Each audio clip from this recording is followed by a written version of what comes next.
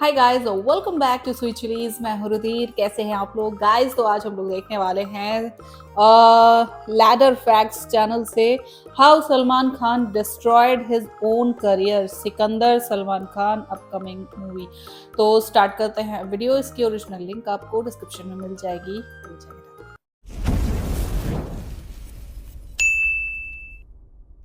120 130 kilo के fighters थे and they not are film fighters who will actually give you the leap and they will go down. They expect you to pick them up and throw them down. That was the most difficult part of it. Now when a wrestler trains, he trains for an hour and a half, 2-3 hours. तो ये training भी चल रही थी wrestling की, MMA की training भी चल रही थी और उसके साथ साथ दिन में 6 से 7 घंटे शूटिंग भी चल रही थी नॉन स्टॉप. इंडिया का पहला ऐसा स्टार जिसकी दो फिल्मों का फुटफॉल 7 करोड़ प्लस रहा, जिसकी एक ही साल में दो फिल्मों ने 50 करोड़ की क्रॉस ओपनिंग दी. बॉलीवुड में 1,700 करोड़ वाली फिल्में देकर उसने लिस्ट में अपना नाम सबसे ऊपर दर्ज कराया. इसके अलावा 13,200 करोड़ ग्रॉस वाली फिल्में भी दी. मतलब एक डिकेड में एसआर के आमिर को भी पीछे करते हुए किक, बजरंगी भाईजान, सुल्तान, टाइगर जिंदा है, इस तरह की चार ब्लॉकबस्टर और ऑल टाइम ब्लॉकबस्टर फिल्में भी दी. मतलब फिल्म प्रोड्यूसर्स के लिए कैश मशीन, फैंस के लिए भगवान, दुश्मनों के लिए शैतान. सलमान खान के सामने बॉलीवुड क्या पैन इंडिया में भी कोई आगे पीछे टिक नहीं पाता था. रजनीकांत जैसे सुपरस्टार कहते थे कि सलमान अगर कल कहे तो मैं कल के कल उसके साथ फिल्म करने के लिए रेडी हो जाऊं. Even tomorrow, if Salman says yes, I am ready.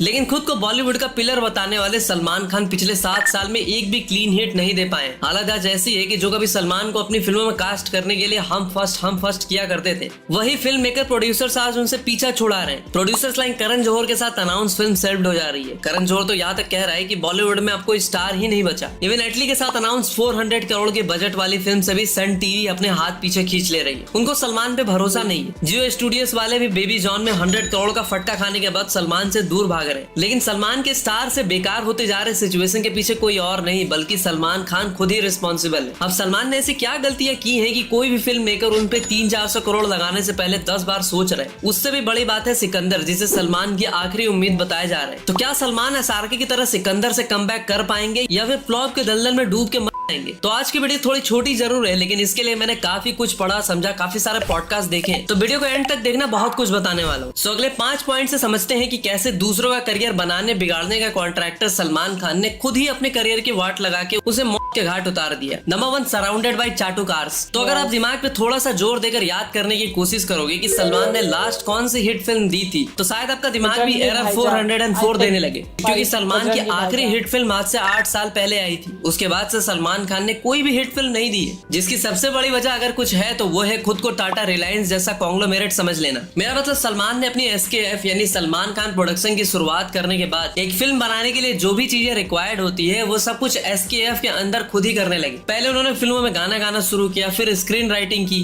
और हैंगओवर चल गया तो सलमान को लगा कि यार ये प्लेबैक सिंगर्स पे पैसे क्यों ही खर्च करने, तो उन्होंने अरिजीत, सोनू निगम जैसे सिंगर्स को निकलवा दिया और खुद गाने गाए, लाइक मैं हूँ हीरो तेरा, यूं करके एक्सेट्रा. और हाँ, लूलिया, कमाल खान जैसे लोगों ने भी सलमान खान की फिल्मों में गाने गाए, फिर चाहे वो राधे की सीटी मार हो, झूम झूम प्यार ले, एक्सेट्रा. अब देखो सलमान खान आज 15 ईयर्स से मूवीज प्रोड्यूस कर रहे हैं. ऐसे में हमेशा उन्होंने दोस्तों, रिश्तेदारों और अब तो दोस्तों के बच्चों को भी लॉन्च करना स्टार्ट कर दिया है, खास करके कोविड के बाद. के विजय फिल्म उठा के देख लो, आपको कितने ही नल्ले 3rd ग्रेड एक्टर्स आपको इस फिल्म में देखने को मिल जाएंगे. सिमिलरली अर्जुन कपूर से लेकर आयुष शर्मा, दबंग 3 में महेश मांजरेकर की बेटी अस्वामी, आदित्य पंचोली का लड़का सूरज पंचोली. इसके अलावा 2015 में आई SKF में बनी हीरो से उन्होंने सुनील शेट्टी की बेटी आठिया शेट्टी को भी लॉन्च किया था. इसके अलावा नूतन की ग्रैंड डॉटर प्रानूतन बैल और आउटसाइडर लाइक जरीन खान, कटरीना, ऐश्वर्या, उनके हम शकल, स्नेहा उल्लल. मतलब जितनी लंबी सलमान खान की फिल्मों की लिस्ट नहीं है, उससे ज्यादा उन लोगों की लिस्ट है जिसे सलमान ने सलमान खान रोजगार योजना के तहत लॉन्च किया. और इनको लॉन्च करने के चक्कर में सलमान ने अपने करियर पे ध्यान देना ही छोड़ दिया.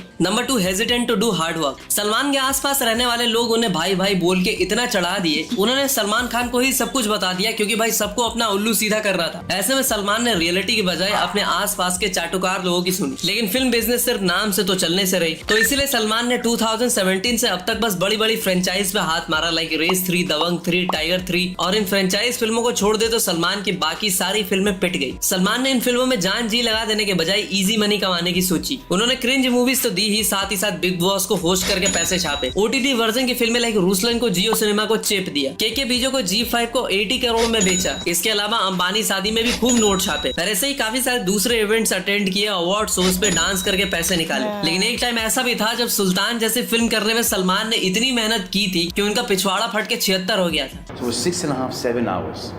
Either I'm picking up and I'm throwing, or he's picking him up and he's throwing.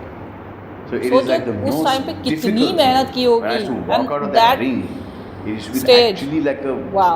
woman walking out. और नवंबर 2023 में सलमान को भी ये बात रियलाइज हुई कि लोग उनके बारे में सोच रहे हैं कि ये अब कामचोर हो गए। सलमान ने खुद कहा कि लोगों को लगता है कि I drink coffee, look here and there and leave the set. इसी बीच कुछ लोगों ने कहा कि भाई सलमान खान को एक्टिंग ही नहीं आती तो इसकी फिल्में कैसे चलेगी। बट मैं इस बात से बिल्कुल ही एग्री नहीं करता हूँ, क्योंकि वांटेड, बजरंगी भाईजान, सुल्तान, तेरे नाम, भारत या फिर इवन ट्यूबलाइट जो कि नहीं चली, लेकिन सलमान खान ने अपना बेस्ट दिया इन फिल्मों ने। इसीलिए सलमान की एक्टिंग स्किल्स पे सवाल उठाना तो बिल्कुल ही बेवकूफी होगी। हाँ, ये बात है कि सलमान खान आजकल अपनी फिल्मों में एफर्ट लगाने के बजाय अपने फार्म हाउस पे ज्यादा मेहनत कर रहे हैं। अरे मेरा मतलब फार्म हाउस पे वो खेती करते हैं, मैं उसकी बात कर रहा हूँ, या तुम कुछ और ही समझ ले रहे हो। अब देखो, किसी भी फिल्म में जो एक्टर को निचोड़ के रख देता है वो होते हैं डायरेक्टर्स, और सलमान की फिल्मों का सबसे बड़ा ड्रॉबैक उनके डायरेक्टर्स ही हैं। Third worst choice of directors. तो आज हर किसी को पता है कि एक एक्टर एक ब्लैंक कैनवास की तरह होता है, उसपे पाब्लो पिकासो की पेंटिंग बनानी है या फिर मजनू भाई की, ये पूरी तरह से डायरेक्टर पे डिपेंड करता है। क्योंकि वही एक्टर बाहुबली भी दे सकता है, और वही एक्टर आदिपुरुष भी, वही एक्टर RRR दे सकता है, और वही एक्टर गेम चेंजर भी, वही एक्टर सुल्तान टाइगर जिंदा है दे सकता है, और वही एक्टर राधे के विजय जैसी फिल्में भी। पिछले कुछ सालों में अगर आप सलमान के डायरेक्टर की चॉइसेस को नोटिस करोगे तो आपको पता चलेगा कि राधे को डायरेक्ट करने के लिए उन्होंने प्रभु देवा को चूज किया था, जिन्होंने एज अ डायरेक्टर अपने पूरे करियर स्पैन में सिर्फ एक हिट दी है, वो भी राउडी राठौर जैसे रीमेक। और पता है के विजय को डायरेक्ट करने के लिए उन्होंने फरहाद सामजी को चूज किया था, जिसको हेरा फेरी 3 से निकालने के लिए बेरोजगार लोगों ने चप्पल मार्च निकाला था। मतलब सलमान खान का स्टैंडर्ड कहां से कहां आ गया। Like before 2017 director like Ali अवाज जफर, कबीर खान, ये सारे लोग सलमान खान के पोटेंशियल को सही यूज कर रहे थे। तो वही अगर बात करें अभी की, तो भैया you know very well. Even मैं आपको एक चार्ट दिखाता हूँ, टाइगर सीरीज जिसकी वजह से आज SRK का कमबैक हुआ, ऋतिक रोशन ने अपने करियर की हाईएस्ट ग्रॉसिंग फिल्म दी, उसके थर्ड पार्ट टाइगर 3 को किसने डायरेक्ट किया पता है? मनीष शर्मा ने। अगर आपको नहीं पता ये कौन है तो थोड़ा सा विकिपीडिया पे चलते हैं। मतलब आफ्टर 2016 जिसका करियर खुद कमबैक मांग रहा था, सलमान भाई को वो भी चले आते हैं कमबैक दिलाने। अब मुझे ये समझ नहीं आ रहा है कि यहाँ कौन किसका कमबैक करवाना चाह रहा था। मतलब सलमान भाई डायरेक्टर का या फिर डायरेक्टर सलमान भाई का? लाइक अगर आप ध्यान से देखोगे तो फैन, मेरी प्यारी, बिंदु, सुई धागा, मींस अप्रॉक्स ऑल फिल्में सोशल इश्यूज पर बनाई गई थी, और उस मनीष शर्मा को एक इंटेंस एक्शन फिल्म के लिए चूज किया जाता है, जिस फिल्म का स्टैंडर्ड काफी ऊपर सेट है। मतलब Salman in his prime, instead of working with good directors, he worked with Remo, Prabhu Deva, Suhel, Arbaaz Samji etcetera. अब देखो, बात करें भाईजान की तो सॉन्ग वो खुद ही गा लेते हैं, अरिजीत सोनू निगम को किक आउट कर देते हैं, ऊपर से फिल्म की स्क्रीन राइटिंग वो खुद ही कर लेते हैं, लाइक दबंग 3। लेकिन इन सब के अलावा सलमान खान के करियर में एक और चीज ने इतनी छेद की कि सलमान भी कंफ्यूज हो गए कि सांस कहां से ले, और समझ गए ना, तो वो है कैमियोज एंड रीमेक्स।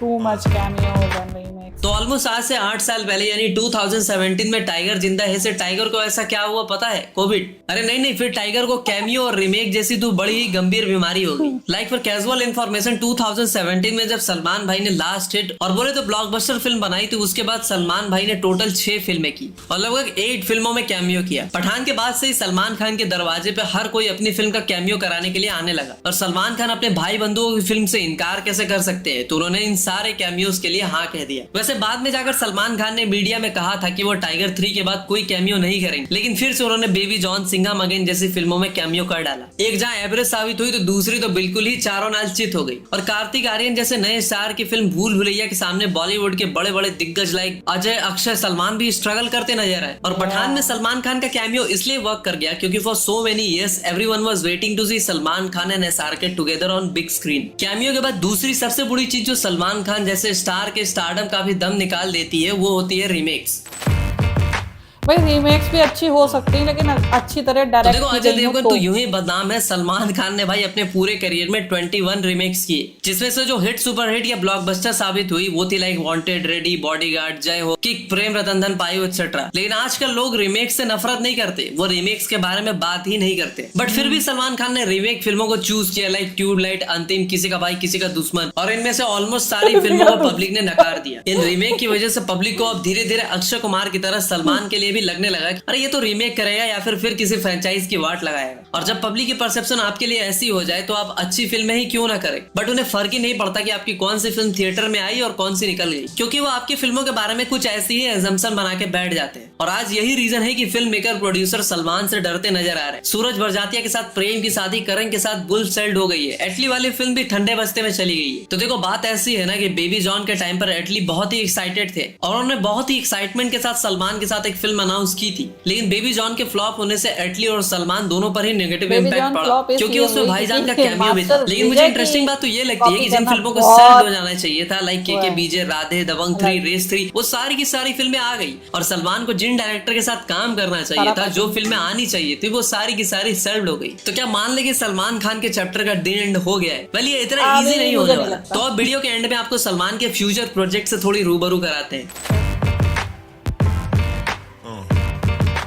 तो देखो सलमान खान को उनकी फिल्मों से ज्यादा किसी एक चीज ने फेमस किया, तो वो थी उनकी फिल्मों के कैरेक्टर्स लाइक राधे, चुलबुल पांडे, बजरंगी भाईजान, सुल्तान एक्सेट्रा। तो आज भी सलमान को कुछ ऐसी फिल्में चूज करनी होगी जिसके कैरेक्टर में हो दम। एंड स्टिल सलमान खान एक ऐसे स्टार है जिनकी फिल्में ओवरसीज में दबा के कलेक्शन करती। यूएस के अलावा गल्फ कंट्री, मिडिल ईस्ट में भी सलमान की कल्ट फैन फॉलोइंग है। कई बार उन्होंने एसआरके को भी कलेक्शन के मामले में बीट किया है। आपको याद होगा कि सलमान की प्रेम रतन धन पायो जैसी एवरेज फिल्म में यूएस कनाडा का मिलाकर $4.3 मिलियन का ग्रॉस कलेक्शन किया था और इसने आमिर खान की all time blockbuster film 3 idiots को भी कलेक्शन के मामले में बीट कर दिया था।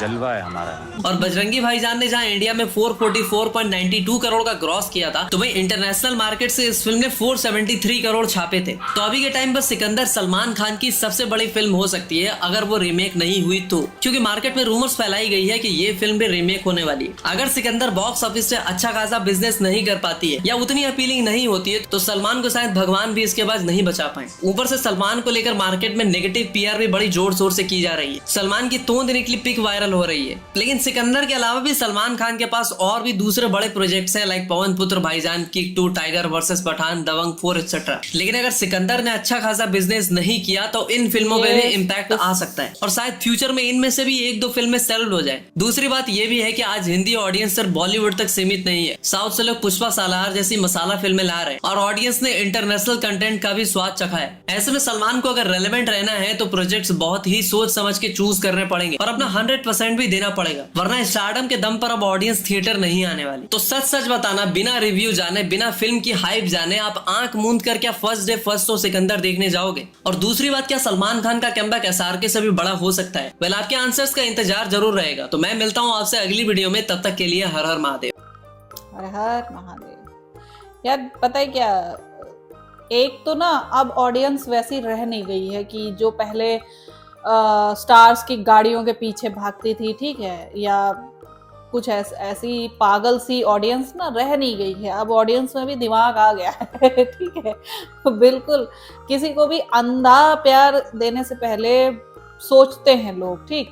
हाँ, बहुत अभी कुछ लोग हैं, कुछ ऐसे स्टार्स कह सकते हो आप हैं जिनकी अंधी फॉलोइंग चल रही है, ठीक है। वो कुछ भी करें, आगे भी तो उस पर भी मिलियन व्यूज आ जाते हैं, ठीक है। मिलियन व्यूज क्या मतलब मिलियंस ऑफ मिलियंस रुपए आ जाते हैं, ठीक है। तो है कुछ लोगों के साथ, कुछ स्टार्स के साथ ऐसा है। लेकिन जो अगर यहाँ पे बात ना पुराने स्टार्स की हो रही है, जैसे अजय देवगन, सलमान खान, अक्षय कुमार और ये बहुत सारे ऐसे लोग हैं, एसआरके वगैरह, ठीक है। तो सब लोग हैं यहाँ पे। बट चीज ये है ना कि Salman Khan over the time हमेशा रेलेवेंट रहे हैं, ठीक है, हमेशा रेलेवेंट रहे हैं। आपने जितने भी इस एरा के, जितने भी सलमान खान के टाइम के जितने भी स्टार्स देखे ना, वो कभी कभी गायब हो जाते हैं, कभी कहीं चले जाते हैं, कभी मतलब मूवी नहीं कर रहे होते हैं, कभी कमबैक करते हैं मूवीज में, बहुत टाइम बाद मूवीज बनाते हैं, ठीक है। लेकिन सलमान खान एक ऐसा चेहरा है जो हमेशा रेलेवेंट रहता है, ठीक है, हमेशा। वो चाहे कंट्रोवर्सी के लिए हो, वो चाहे कंट्रोवर्सी के लिए हो, चाहे एड्स के लिए हो, चाहे गानों के लिए हो, चाहे शोज के लिए हो, टीवी शोज के लिए, ठीक है, किसी भी चीज़ के लिए हो, लेकिन सलमान खान हमेशा रेलेवेंस में रहे हैं। इसीलिए मेरा ये मानना कि इसीलिए वो आज तक लोगों के दिलों में एक अपनी अलग जगह बनाकर बैठे हुए हैं, ठीक है।